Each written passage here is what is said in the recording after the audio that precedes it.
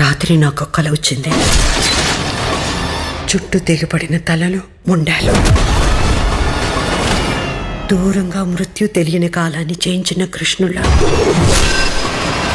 శంఖం పూరించుకుంటూ వెళ్ళిపోతున్నాడు రా సీను.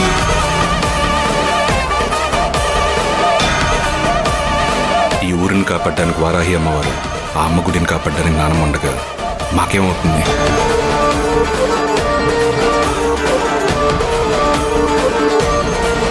సీనుగాడి కోసం నా ప్రాణాలు ఇస్తా. వాడి జోలికి ఎవడైనా వస్తే కొడక్క ప్రాణాలు తీస్తా.